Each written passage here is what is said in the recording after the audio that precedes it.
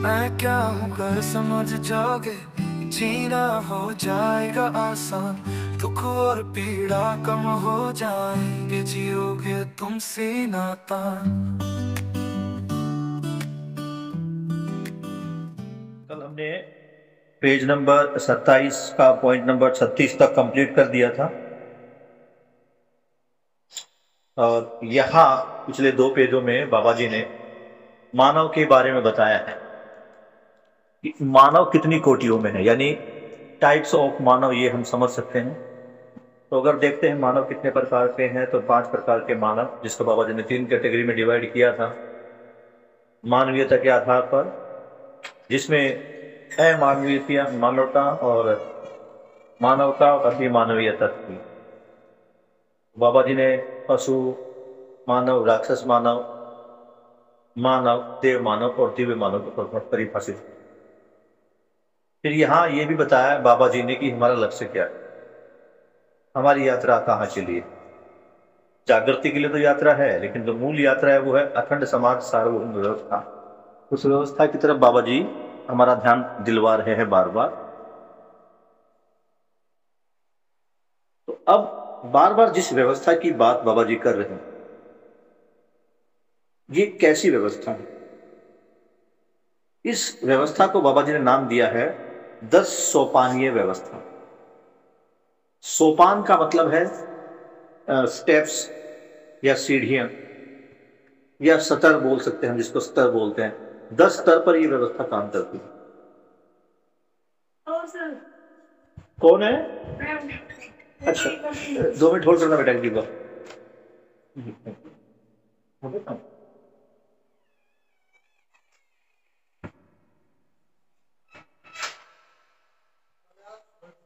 हम्म। तो कैसे करती है? अभी तक तो हमने बार बार यही कहा है कि व्यवस्था को, परंपरा को परिवर्तित करना। हमारे 3 मूल प्रश्न थे: समाज क्या है, अस्तित्व क्या है, मैं क्या हूं, और करना क्या है। तो तीनों को हमने बारी बारी से जांचा। मेरे करने तक की जो बात थी उसको भी मैंने देखा कि मुझे क्या करना, मुझे करना था मानवीयता पूर्ण आचरण। जब व्यक्ति रूप में बात आती है, व्यक्तिगत रूप से मैं परिवार की तरफ, परिवार से समाज की तरफ, अब आगे इसका विकास हो रहा है।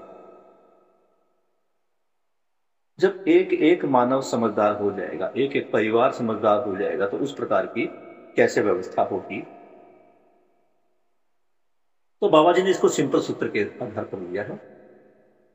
इसने एक व्यक्ति और व्यक्ति से परिवार, अगर हम देखें, मैं मानव हूं, मैं अपने आप को देखता हूं, तो मैं किन लेवल पर जीता हूं, उन लेवल को चेक कर लेते हैं। तो पहले तो मैं व्यक्तिगत रूप में जीता हूं, और बाबा जी कहते हैं कि अकेले का कोई कार्यक्रम नहीं है। तो व्यक्तिगत रूप से जीने के बाद मैं जब समूह में अपने आप को आचरित करता हूं, तो सबसे पहले परिवार आता है। परिवार के बाद समाज आता है, फिर राष्ट्र आता है, अंतर्राष्ट्र आता है। तो ये स्तर है जहां पर हम जीते हैं। जिस स्तर पर हम आगे और बात करेंगे अभी, लेकिन अगर मैं देखता हूं तो मैं कहाँ कहाँ मेरा संबंध जो है, किस किस के साथ है, तो पहले परिवार के साथ ही है, फिर समाज के साथ है, फिर राष्ट्र के साथ है, और फिर अंतर्राष्ट्र के साथ। तो 4 लेवल। नीचे थोड़ा सा एक पे डाउट है, हो सकता है एक लेवल बीच में और है, अभी ध्यान नहीं आ रहा। तो अभी 4 लेवल पर हम बात कर रहे हैं, इसको लेके चलते हैं। तो ये जो लेवल है जीने का, यही से बाबा जी शुरू कर रहे हैं। तो ये पूरी कल्पना नहीं है, आप इसको कल्पना ना समझें, ये पूरा एक तरह से प्रोग्रामिंग है। जो परंपरा बनेगी, कौन सी परंपरा? मानवीयतापूर्ण आचरण वाली परंपरा, उसका आधार है ये। वो कैसे बनेगी, तो इसको पहले एक बार हल्के में समझते हैं। वैसे ये चीज जो है, ये बोर्ड पर समझने वाली थी। 1 मिनट में वीडियो को पॉज कर रहा हूँ दोनों।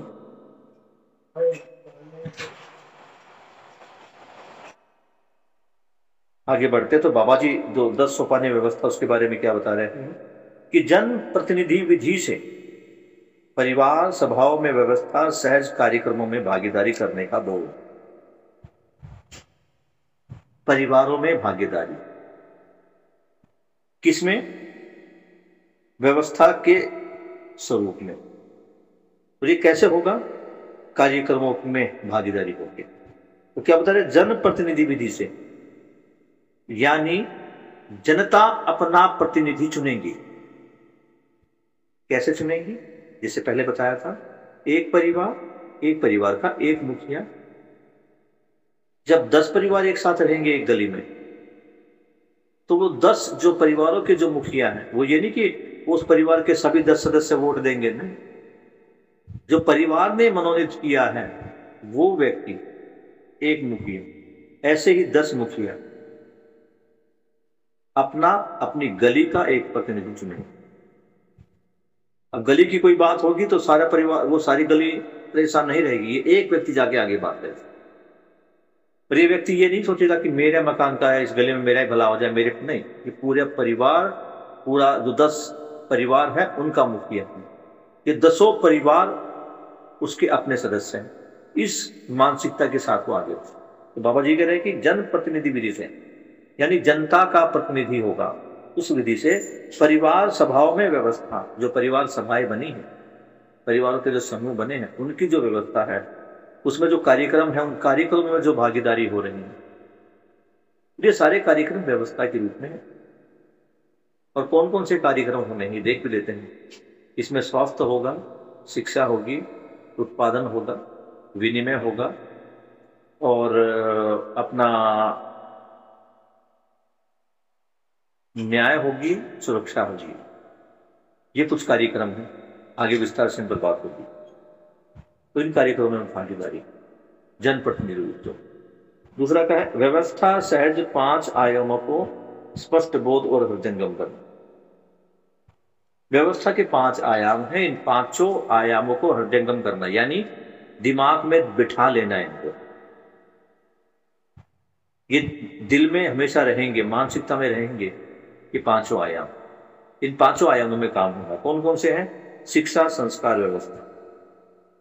अभी बात हुई थी ना ऊपर, भागीदारी, व्यवस्था सहज भागीदारी। तो व्यवस्था किस चीज की है? पहली शिक्षा संस्कार की व्यवस्था। अब बच्चों को केवल शिक्षा मिल रही है स्कूल में, संस्कार नहीं है। तो शिक्षा और संस्कार। संस्कार कौन से? किसको संस्कार कहा जाए? माता पिता के पैर छुओ, बड़ों की आज्ञा का पालन करो, चोरी मत, ये नहीं। संस्कार कौन से? मानवीय संस्कार। क्योंकि परंपरा, किस परंपरा की बात कर रहे हैं? मानवीय परंपरा की। तो यहां दूसरे नंबर पर रखा गया है न्याय, सुरक्षा, व्यवस्था। अब न्याय हम समझ गए हैं। कौन से वाला न्याय? जब हम संबंधों में न्याय करेंगे तो संबंधों में न्याय क्या? उस न्याय की सुरक्षा हो, उस न्याय का शोषण ना। कौन से वाला न्याय? ये वो न्याय नहीं जो अदालतों में होता, या पुलिस थाने में होता। तो शिक्षा के बाद किस पर जोर दिया गया है? न्याय व्यवस्था। उसके बाद है उत्पादन कार्य विधि। क्योंकि जब न्याय सॉलिड होगा, जब संबंधों को समझा जाएगा, तो उत्पादन व्यवस्था बनेगी। क्योंकि फिर ये भाव आएगा कि उत्पादन किसके लिए हो रहा है? मेरे अपनों के लिए, जिनके साथ मैंने संबंध को समझा। उसके बाद क्या है? विनिमय कोष। विनिमय कोष क्या करता है? एक व्यक्ति जो गेहूं का उत्पादन कर रहा है, उसके पास अपनी परिवार की आवश्यकताओं से अधिक जितना गेहूं है, वो विनिमय कोष में जमा करा दे। इसी प्रकार चावल का उत्पादन करने वाला, आलू का उत्पादन करने वाला, गन्ने का उत्पादन करने वाला, किसी अन्य वस्तु का उत्पादन। ये तो है नहीं कि पूरा गांव एक ही कार्य में लगेगा। कुछ परिवार गेहूं को लगाएंगे, कुछ आलू लगाएंगे, कुछ और करेंगे। तो अपने परिवारों की आवश्यकता से अधिक जो इनके पास उत्पादन होगा, उसका विनिमय होगा। मुझे आलू चाहिए तो मैं विनिमय केंद्र में जाऊंगा और वहां मेरे पास जो चीजें थी उनको जमा कराया, उसका रिकॉर्ड है, उसके एवज में मैं आलू दे रहा। अब यहां पर खरीद फरोख्त बंद हो गई है। तो इस व्यवस्था में बहुत सारे प्रश्न उठते हैं कि सर आलू का मूल्य तो अलग है, घी का मूल्य अलग है, जो दही है वो महंगा है, टमाटर सस्ता है, कई बार टमाटर महंगा हो जाता है, कई बार गेहूं सस्ता हो जाता है, तो इसको क्या करें? मैंने 4 किलो गेहूं दिए और 4 किलो गेहूं के बदले में 4 किलो टमाटर ले आया, तो सोचना भी है कि 4 किलो गेहूं के बदले 4 किलो टमाटर लग जाए, क्या उसका उतना ही उपयोग मेरे घर पे होगा? इसको भी समझना। दूसरा, यहां आवश्यकताएं सीमित हो जाएगी, जो मूल आवश्यकता है उन्हीं के लिए काम है। तो अपनी आवश्यकता अनुसार जो चीजें हैं हम दुनिया में दोस्त ट्रांसफर कर सकते हैं, बदल सकते हैं। और अगला क्या है? स्वास्थ्य संयम व्यवस्था। अब यहां एक बात देखो, बाबा जी ने 5वें नंबर पर सबसे लास्ट में स्वास्थ्य को रखा, जबकि आज अगर देखें तो हमारा पहला वो क्या होता भाई, फटाफट अपना इंश्योरेंस कराओ। कौन सा इंश्योरेंस? मेडिक्लेम ले लो, बीमार हो गए तो। अभी सबसे ज्यादा डर की चीज का है? बीमार होने का। और यहां बाबा जी ने स्वास्थ्य को सबसे बाद में रखा। कोई बच्चा अनुमान लगा सकता है कि बाबा जी ने स्वास्थ्य को सबसे बाद में क्यों लिए?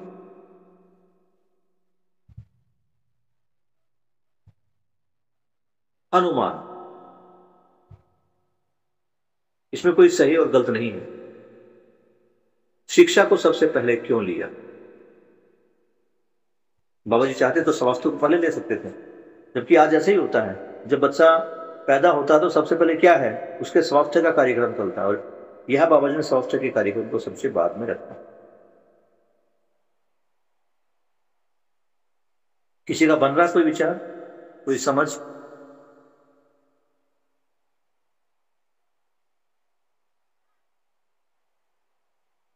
सर हमारे व्यवहार पे भी तो डिपेंड करती है ना चीजें। इसमें व्यवहार, अच्छा ये बताओ, व्यवहार में अगर डिपेंड करता तो उसमें स्वास्थ्य सबसे बाद में आएगा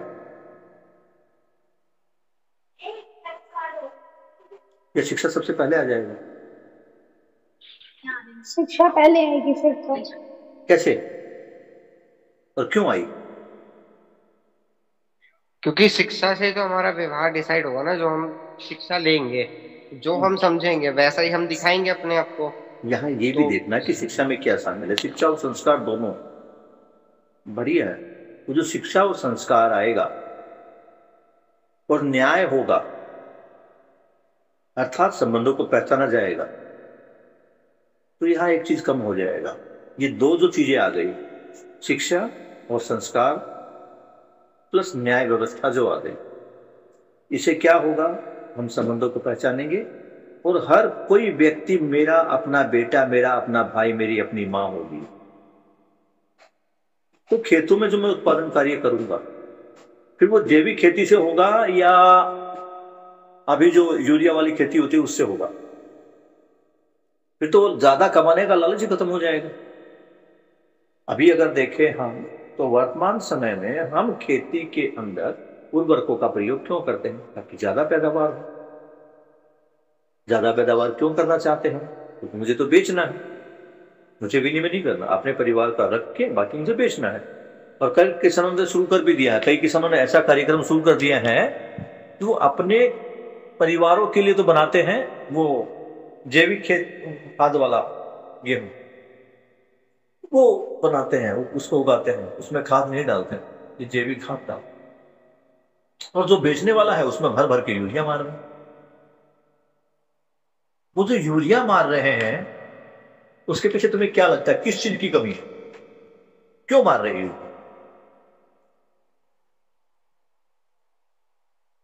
किस चीज की उनको नॉलेज नहीं है, क्या समझ नहीं है, जिसके कारण वो यूरिया खेतों में मार रहे हैं ज्यादा उत्पादन की?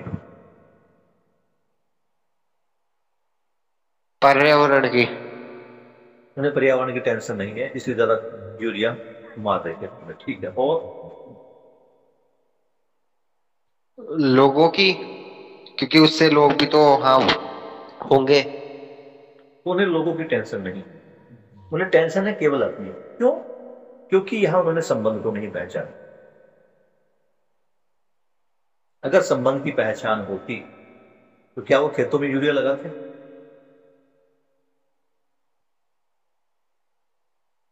नहीं। अगर उनको न्याय पता होता, वो न्याय के साथ जीते, तो क्या वहां खेती में यूरिया लगाते? नहीं। क्या पशुओं में वो ज्यादा दूध देने वाला इंजेक्शन लगाते? नहीं। तो बाबा जी ने सबसे पहले क्या रखा? शिक्षा बहुत जरूरी। बार बार बाबा जी कहते हैं कि ये जो जीवन विद्या का कंटेंट है, ये शिक्षा की वस्तु। जब तक बच्चा जानेगा नहीं, व्यवहार कैसे करेगा? जैसे हमने बात की थी संबंधों की, जब तक तुम्हें सभी संबंधों की, सातों प्लस 3 प्रकृति संबंध, इन 10 संबंधों की जब तक तुम्हें जानकारी नहीं होगी, तुम्हें पता कैसे चलेगा कि माँ बाप का क्या संबंध, भाई बहन संबंध क्या है? और अगर मैं किसी के सामने बात कर रहा हूं तो मैं उसको किस रूप में देखूं? भाई के रूप में, माता के रूप में? क्यों? संबंधों की जानकारी नहीं है। और संबंधों की जानकारी क्यों नहीं है? केवल शिक्षा है, शिक्षा में संस्कार नहीं। Is it clear?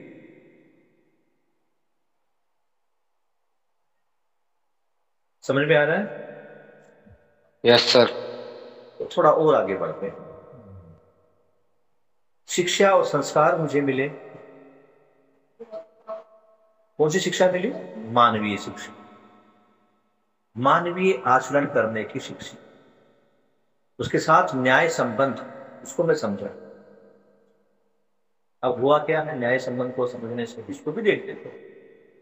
जैसे ही मैं न्याय संबंध को समझा, मैंने पूरी प्रकृति के साथ अपने संबंध को समझा, प्रकृति के साथ अपने संबंध को समझा।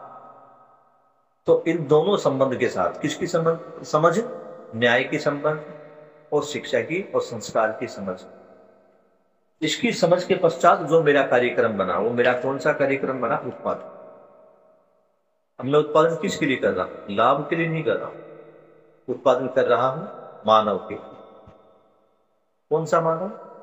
जिसके साथ मैंने संबंध को स्वीकारा है। तो यहां से मेरा उत्पादन कैसा हो जाएगा? यहां उत्पादन के लिए मेरी दृष्टि काम करेगी, वो लाभ दृष्टि काम नहीं करेगी, बल्कि परिवार और संबंध दृष्टि, न्याय दृष्टि अब वहां पर काम करेगी। दृष्टि का परिमार्जन हुआ, दृष्टि में परिवर्तन हुआ, इसको हमने देखा।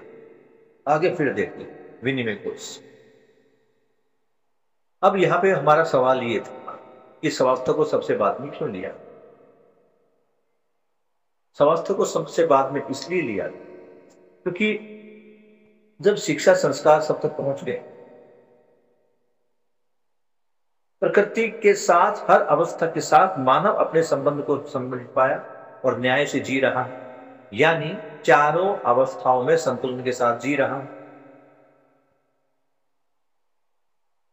संतुलन से जीने के कारण ही वो इस धरती का दुरुपयोग नहीं करेगा। धरती पर जो संसाधन है उनका दुरुपयोग नहीं करेगा, उनका शोषण नहीं करेगा।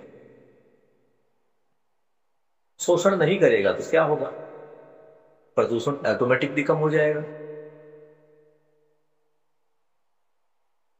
खेतों में आज जो कुराली जलाई जाती है, उसको कुछ ना कुछ विधि द्वारा खाद में कन्वर्ट किया जाएगा, या कुछ और भी हो सकता है। बिजली के लिए जहां कोयले का प्रयोग हो रहा है, समझदारी बस अब वहां पर सोलर या विंड एनर्जी का प्रयोग होगा। समझ में आ रहा है? तो इससे क्या है? इससे आदमी को जो स्वास्थ्य का है, बीमारियों का डर है, अब उसको खाना भी शुद्ध मिल रहा है, हवा भी शुद्ध मिल रही है, पानी भी शुद्ध मिल रहा है। तो जब ये 3 चीजें शुद्ध हो गई तो क्या वो आदमी बीमार पड़ेगा? अभी अगर हम चारों तरफ देखते हैं, अपनी बीमारियों का कारण पता करते हैं, तो बीमारियों का मूल कारण यही है।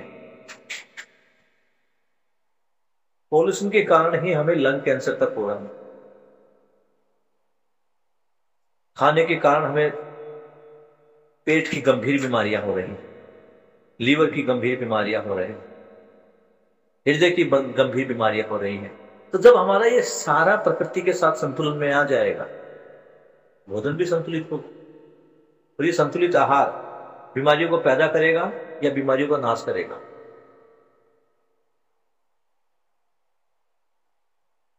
बताइए क्या लगता है? नाश। तो जो बीमारी हो ही नहीं गी तो सबसे कम पैसा स्वास्थ्य पर खर्च होगा। और आज हालत क्या है? आज हालत यह है कि एक व्यक्ति 30, 25, 35 साल जानवरों की तरह मेहनत करता है, कुछ पैसा इकट्ठा करता है और कोई गंभीर बीमारी आ जाती है और एक ही झटके में उसकी सारी उम्र की कमाई, कई लोगों के मकान बिक जाते हैं, कई लोगों की गाड़ियां बिक जाती हैं, कई लोग कर्जवान हो जाते हैं डॉक्टर की, हॉस्पिटल्स की फीस अदा करने के बाद। अभी तुम अगर देखो मानवीय कृत व्यवस्था में ही देखो, वो एक डॉक्टर जो हॉस्पिटल के अंदर बैठा हुआ है, क्या वो तुम्हारे साथ संबंध समझ पा रहा है? क्या न्याय कर पा रहा है?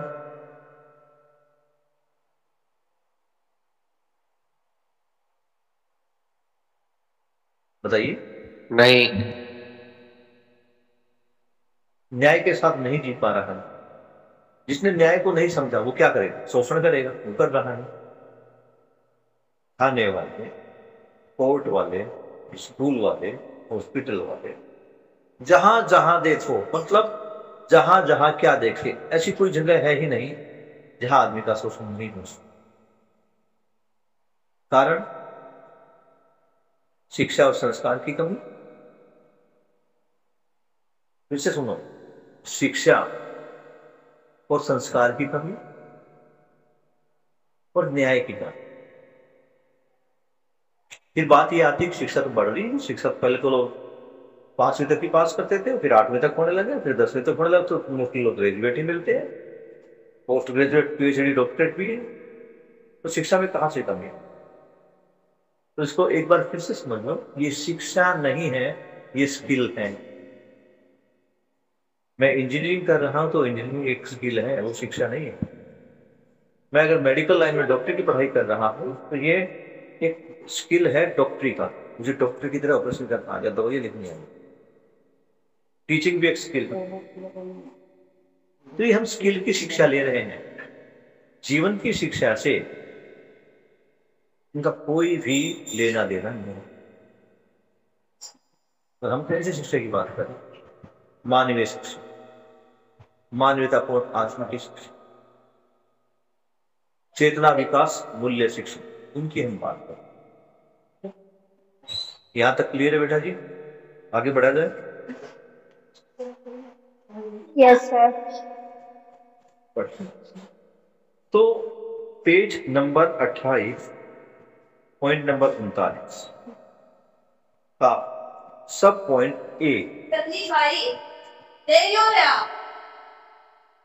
सो निक्की बेटा, निको आराम से बोलो बेटा। अस्तित्व मूलक मानव केंद्रित चिंतन पूर्वक सह अस्तित्ववादी विधि से। अब विधि कौन सी आ गई है? सह अस्तित्ववादी विधि। बाबा जी ने मध्यस्थ दर्शन का नाम लिया, अस्तित्व मूलक मानव केंद्रित चिंतन, जिसके मूल में अस्तित्व है, अस्तित्व सह अस्तित्व, और केंद्र में क्या है? मानव। जो पूरी जो सह अस्तित्व मानव को मूल, इसमें सारा ध्यान मानव की तरफ दिया गया है। क्यों? क्योंकि बाकी की जो 3 अवस्थाएं हैं वो संतुलित हैं अपने आप में, अपनी अपनी व्यवस्था के साथ। मानव ही संतुलित नहीं है, मानव ही अपनी मानवीयता के साथ या अपने आचरण के साथ नहीं है। इसलिए इसको कहा मानव केंद्रित चिंतन पूर्वक, यानी मध्यस्थ दर्शन पूर्वक सहअस्तित्ववादी विधि से परिवार व्यवस्था में विश्वास, निर्वाह, निरंतरता। परिवार व्यवस्था, एक परिवार 10 सदस्य, उसमें किसकी निरंतरता? विश्वास की निरंतरता। यानी विश्वास का निर्वाह होता रहे, ये लगा रहे कि मेरा परिवार मेरी भलाई के लिए, मेरी जागृति के लिए। जब तक ये विश्वास रहेगा तब तक परिवार में टूटन नहीं। अभी परिवार क्यों टूट रहे हैं? वर्तमान समय में परिवार टूट रहे हैं, उनके टूटने का कारण ही है विश्वास। क्या विश्वास नहीं है? अगर कई बार मुझे भाई के व्यवहार के बारे में झूठ, एक गिलास पानी दे दो, भाई के व्यवहार के बारे में अगर कोई मुझे झूठा ही कुछ कह दे या उसके खिलाफ मुझे भड़का ही दे, झूठ बोल के भड़का दे, तो क्या निकलता मुझे पता बचपन से कैसा है, जानता हूं मैं। तो यह किस चीज की कमी है? विश्वास की कमी। तो विश्वास की निरंतरता, चाहे कोई कुछ भी कहे, भाई भाई, बहन बहन ही है, माता माता ही है, तो संबंधों में विश्वास पूर्वक जीना, उनसे संबंध परिवार व्यवस्था की सकती। तो इस सहअस्तित्ववादी विधि में सबसे पहले जो पॉइंट है वो है सहअस्तित्व किसके साथ? परिवार के साथ। सहअस्तित्व का अर्थ ही है एक साथ होना। तो मैं अगर अपने आप को भी देखता हूं तो मैं माइक्रो लेवल से भी सहअस्तित्व में अब थोड़ा आगे बढ़ रहा हूं। मैं अपने आप से आगे बढ़ रहा हूं, अपने परिवार के साथ सहअस्तित्व पूर्वक जी पाऊं, ऐसा मेरा आचरण हो। क्लियर बेटा यहां तक? इसमें क्या करना? परिवार जब समझदार, ज्ञान विज्ञान विवेक संपन्न। यहां पर न्याय की निरंतरता कैसे होगी, विश्वास की निरंतरता कैसे होगी? उसके लिए क्या करना है कि जो परिवार, जितने भी परिवार के सदस्य वो सारे समझदार बने और ज्ञान विवेक और विज्ञान संपन्न हो। यानी ज्ञान क्या है उसकी उन्हें समझ लो, फिर आगे जागृति के लिए लक्ष्य क्या है वो लक्ष्य समझ में आए, यानी विवेक समझ में आए, और वो विवेक, वो जो लक्ष्य स्थापित किया वहां तक कैसे पहुंचा जाए उसका जो तरीका है अर्थात विज्ञान, ये सारी चीजें उसकी समझ में आए। इसको कहा गया ज्ञान विवेक और विज्ञान संपन्न। यानी जागृति जो मेरा लक्ष्य है, मैं मानव, जागृति मेरा लक्ष्य है, वो लक्ष्य कैसे प्राप्त हो, इसमें एक रूपता है। परिवार में मान्यतापूर्ण आचरण सहित समाधान, स्मृति, सहज प्रमाण में स्वत्व, स्वतंत्रता, अधिकार, संपूर्णता व वैभव, निरंतरता, अनुकूल परिस्थितियां। कहने को ये 2 लाइनें हैं, लेकिन 2 लाइनें कितना कनेक्ट हमें कर पाएंगे इसको देखते हैं।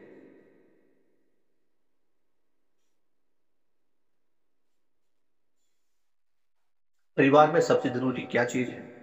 तो विश्वास हो गए, संबंधों में विश्वास हो। दूसरा पर यहां पर क्या बताते हैं? मानवीयतापूर्ण आचरण। परिवार में सभी सदस्यों का आचरण कैसा होगा? मानवीयतापूर्ण आचरण। और कैसा? इस मान्यतापूर्ण आचरण के साथ में क्या होगा? समाधान, समृद्धि, सहज प्रमाण। ये मैं समझदार हो गया, इस समझदारी का प्रमाण क्या होगा? कि मैं समाधानित हो जाऊंगा। मैं समाधानित हो गया, इसका परिणाम क्या आएगा? मैं अर्थात मेरा परिवार। समाधान स्वयं में है, समृद्धि परिवार में है। जब परिवार का एक एक सदस्य समाधानित हो जाएगा तो परिवार में क्या आएगी? परिणाम स्वरूप, समझदारी के परिणाम स्वरूप परिवार में आएगी समृद्धि। तो समृद्धि सहज प्रमाण में स्वत्व, स्वतंत्रता, स्वत्व को भी समझना, यानी स्वयं माने मैं और स्व माने व्यवस्थित। मैं व्यवस्थित हो जाऊं और अगले वाली व्यवस्था में अपनी भूमिका निभा सकूं, ये स्वत्व। स्वत्व, स्वतंत्रता, अधिकार, संपन्नता, यानी मैं समझदार होकर अन्य जो अवस्थाएं हैं उनको व्यवस्था, उनमें व्यवस्था के लिए अपना योगदान दे पाऊं।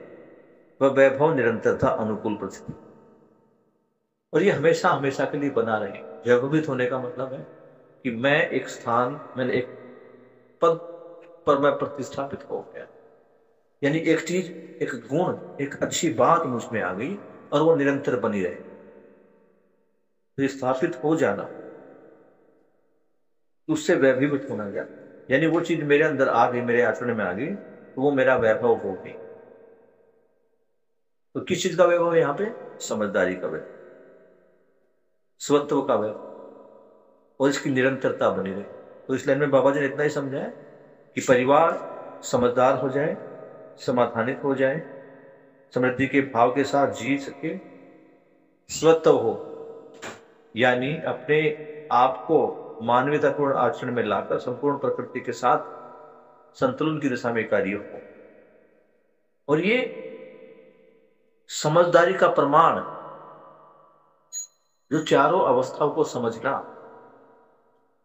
की व्यवस्था को समझना और व्यवस्था पूर्वक आचरण करना, ये अगर समझ में आ गया, समझ में आने के बाद इसकी निरंतरता बन गई, तो मानव के लिए ये चीज बढ़िया ना।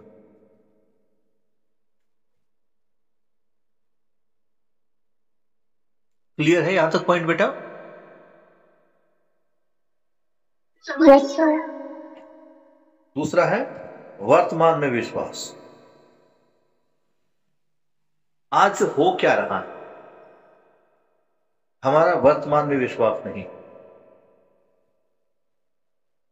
वर्तमान में विश्वास नहीं है तो क्या है? आज मैं भूतकाल की पीड़ा से परेशान, उसने मेरे साथ ऐसा किया, वो तो है ही ऐसा, उसका तो आदत ही ऐसी है, उसने कभी मेरा भला सोचा ही नहीं। ये भूतकाल की पीड़ा। कई बार तुमने कई लोगों से सुना होगा, अरे कल की चिंता छोड़ो, आज में जियो। तो हम आज में नहीं जी रहे। वर्तमानित होना ही आज में जीना। लेकिन हम अगर अपने आप के अंदर झांके तो हम आज में नहीं जी रहे। आज भी अगर मैं कोई कार्य कर रहा हूं तो मुझे कल की चिंता है। मैं जो भी कुछ कर रहा हूं, मैं पैसा इकट्ठा कर रहा हूं, धन संपत्ति इकट्ठा कर रहा हूं, बच्चों को पढ़ा रहा हूं, उन्हें समझदार बना रहा हूं। और आज की अवस्था में समझदारी का मतलब है बच्चों को शोषण करना सिखा रहा हूं। क्यों सिखा रहा हूं? क्योंकि मुझे कल की चिंता है, भविष्य की चिंता। भविष्य की चिंता क्यों होती है? मुझे आज अपने वर्तमान पर विश्वास नहीं। और वर्तमान पर विश्वास क्यों नहीं है? क्योंकि मैं समाधानित नहीं हूं। समाधान मेरे पास नहीं, समस्याओं से घिरा हुई हूं। पहले भी समस्या थी, आज भी समस्याओं में हूं। हाँ, समस्याएं कमियां ज्यादा हो सकती है, और इन्हीं समस्याओं ने मुझे भविष्य का डर दिया। माँ बाप लगे रहते हैं, कल मुझे कुछ हो जाए इससे पहले मैं अपनी संतान का कुछ न कुछ जुगाड़ कर सकता। क्या हो जाएगा उस जुगाड़ से? क्या? बच्चों के लिए महल बनाना, महंगी गाड़ियां खरीदना, घर बनाना, ये जरूरी है या बच्चे को समझदार बनाना जरूरी? इसकी तरफ देख, हम कर क्या रहे हैं? हम बच्चे को समझदार बनाने का प्रयास नहीं कर रहे हैं, हम बच्चे को पैसा कमाने की मशीन बना रहे हैं कि जो जिसको श्रेष्ठ जानता है, जो जिसको आदर्श मानता है, वैसा ही बनने का प्रयास करता है। और हमने आदर्श किसको माना हुआ? हमने आदर्श एक ऐसे व्यक्ति को माना हुआ है जिसके पास अपार संपत्ति, धन, पैसा, और वो कहे सो कॉल्ड इन सुख सुविधाओं के आधार पर मजे भी कर रहा है। तो यहां बाबा जी ने इस लाइन में इतना ही बताया है कि वर्तमान में विश्वास अर्थात अभयता का सूत्र। अभयता मतलब डर नहीं है। समाधान, समृद्धि, उसके बाद क्या आता है? अभयता। किसका डर नहीं है? मेरे साथ कुछ होगा। क्यों? क्योंकि मैं समाधान के साथ हूं और समृद्धि के साथ हूं। जब मेरे साथ समाधान और समृद्धि जुड़ जाते हैं, मेरा डर खत्म हो जाता है। क्योंकि अभी तक समाधान और समृद्धि है ही नहीं, तो डर भी बरकरार रहेगा। चीजें स्टेप बाय स्टेप ही आएगी। पहले आएगा समाधान ही। अगर हम ये सोच ले कि पहले समृद्धि आ जाएगी, नहीं आएगी। क्योंकि जिसको तुम समृद्धि कह रहे हो उसमें शोषण शामिल होगा ही। इसलिए समाधान जरूरी है। समाधान से स्मृति, और समय से स्मृति से ही अभय। और जब ये अभय आएगा, जब मेरी वर्तमान में जीना आरंभ कर दूंगा, जब मेरी भूतकाल की पीड़ा समाप्त हो जाएगी, जब मेरी भविष्य की चिंता खत्म हो जाएगी, तो मुझ में अभय आ जाएगा। अभय का मतलब ये, मुझे कोई टेंशन नहीं। यहां तक क्लियर है?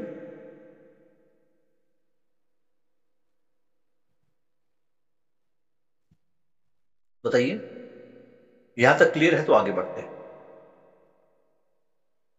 Yes sir. और अभी समय भी 9 बजकर लगभग 19 मिनट का गया। वो कोशिश करें कि 10 मिनट में ही अगले वाला पॉइंट हम कर लें। अगला है वर्तमान में उपयोगिता, पूरकता, सहज, अनुकूल परिस्थितियां। अनुकूल मतलब जो मानवीयता के अनुकूल है, मेरे अनुकूल होगी। अगर मैं मानवीयतापूर्ण आचरण के साथ हूं तो सारी परिस्थितियां मेरे अनुकूल। तो वही बाबा जी बता रहे हैं कि वर्तमान में उपयोगिता, पूरकता, सहज, अनुकूल परिस्थितियां 5 है। 5 परिस्थितियां हैं, उनको 5 को सुलभ कराना। उपयोगिता, पूरकता, जहां तक मेरी उपयोगिता है, जहां तक मेरी पूरकता है, मैं ये जो 5 सुविधाएं हैं, 5 परिस्थितियों में मैं अपनी सेवा दे पाऊं। कौन कौन सी? वही मानवीय शिक्षा, संस्कार, सुलभता। जब मानव समाधान, समृद्धि, अभय तक पहुंच जाए, उसे दीर्घकाल पीड़ा नहीं रहेगी और मान वो समाधानित है, समृद्धि के साथ जी रहा है। इसका मतलब है वो मानवीयता पूर्ण शिक्षा या मानवीय शिक्षा क्या है, चेतना, विकास, मूल्य शिक्षा क्या है, वो समझ चुका। तभी वो समाधानित हुआ है, तभी परिवार में समृद्धि आई है और तभी वो अभयता से जी रहा। तभी 4 चीज आ जाएगी। क्या सोचेगा भाई? परिवार तक समृद्धि आ गई, वो इस समृद्धि को आगे बांटेगा। मैं समाधानित हो गया, दूसरों को भी समाधानित कर। क्योंकि जिसने न्याय न्याय को समझ लिया बेटा, उसके लिए पूरी धरती एक है। ये सभी जितनी जनता है, ये सभी उसके भाई बहन, माता पिता, गुरु, शिष्य, मित्र, वो संबंध स्थापित कर ही लेगा इसके साथ। तो वो क्या है कि मैं समझदार हो गया, दूसरों को समझदार बना। मैं समाधानित हो गया, दूसरों को समाधानित कर। मैं समृद्ध हो गया, दूसरों को समृद्ध कर दूं। और मैं अभ्यता के साथ जी रहा हूं, सभी अभ्यता के साथ जिए, इसके लिए वो प्रयास करें। बाबा जी ने कहा ना, जिसके पास जो होगा वो बांटेगा। अब एक समझदार आदमी के पास समाधान, समृद्धि और अभय आ गया। अब वो इन सबको बांटेगा। अपनी उपयोगिता, पूरकता विधि क्या है, कहां पर क्या क्या करेगा। ये 5 आयाम दिए थे, 5 आयामों में अपनी उपयोगिता, पूरकता विधि से वो सबकी समाधान के लिए, सबकी भलाई के लिए आगे मानवीयता पूर्ण परंपरा बने, इसके लिए प्रयास करेगा। क्या करेगा? मानवीय शिक्षा, संस्कार को सुलभ कराए।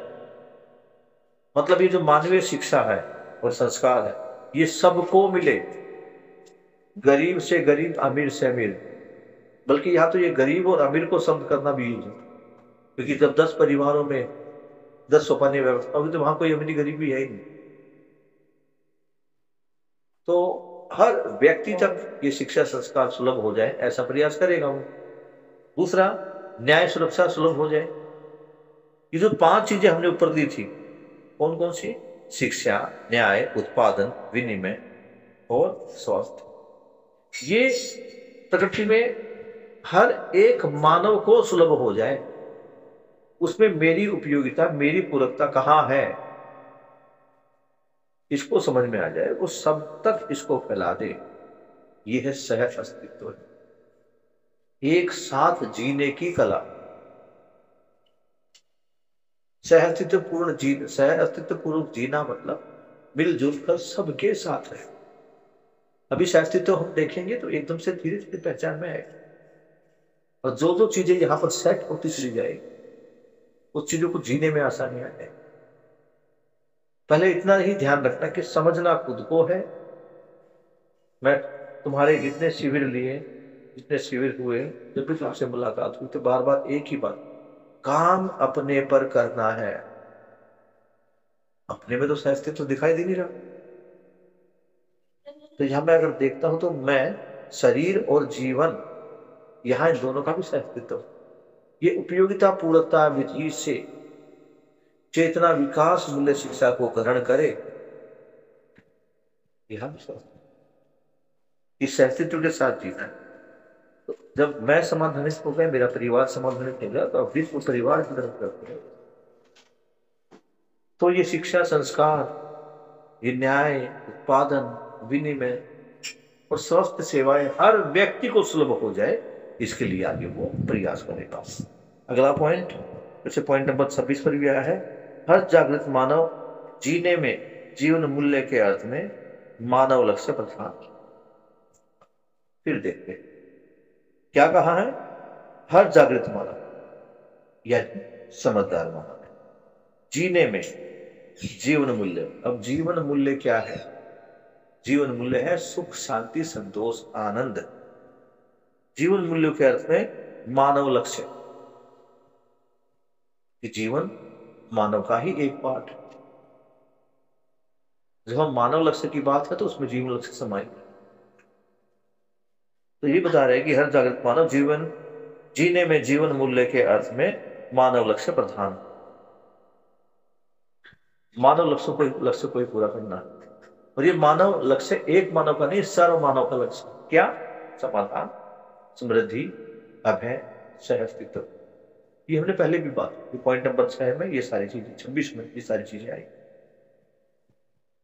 तो जीवन मेरा अकेले का है, समाधानित मुझे होना है।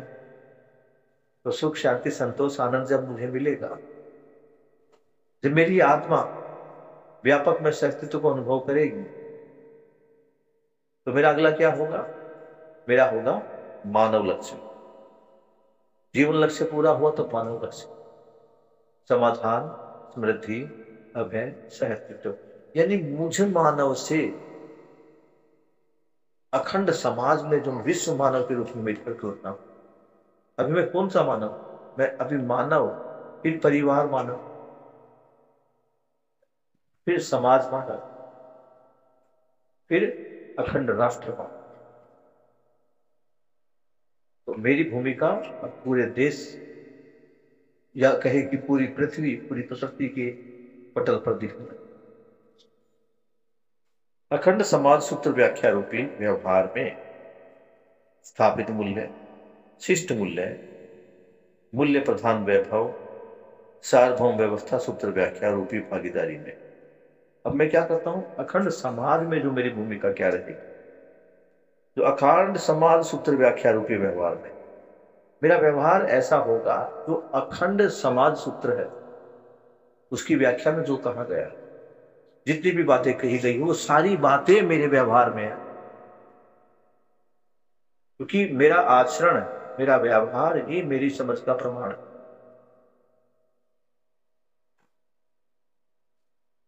स्थापित मूल्य, शिष्ट मूल्य, प्रधान वैभव। तो स्थापित मूल्य मेरे जीवन में स्थापित हुए, जीवन में स्थापित होने से वो मेरे व्यवहार में आए। तो मेरा मूल्य प्रधान व्यवहार, ये मेरा वैभव होगा। मेरा वैभव क्या हो गया? मैं जागृत मानव,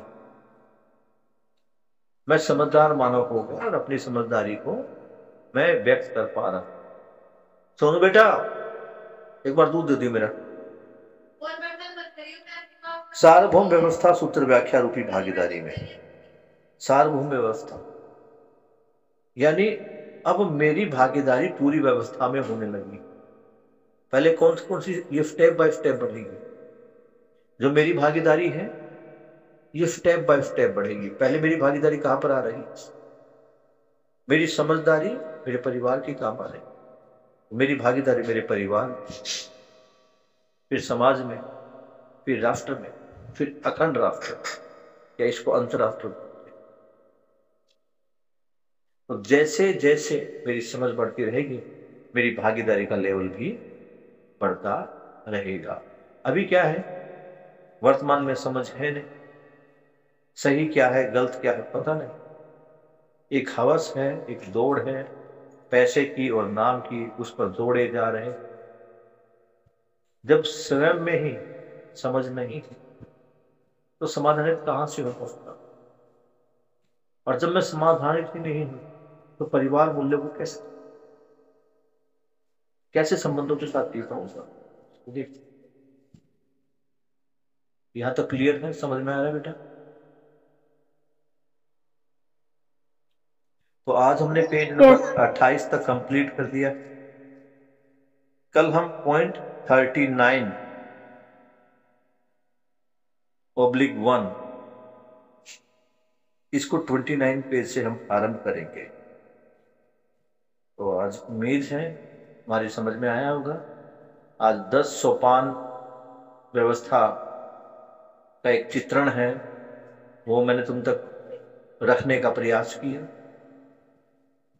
बगैर कापी, बगैर पेन, बगैर बोर्ड के, बगैर पीपीटी के इसको रखना थोड़ा सा मुश्किल होता है, लेकिन जितनी मेरी पात्रता बनी है उसके अनुसार मैंने आपके सामने रखा है। उम्मीद यही होगी कि आपके समझ में आएगा। तो मैं भी एक दूसरी पुस्तक अभी तो ये है, इस पुस्तक से भी भेज दूँ,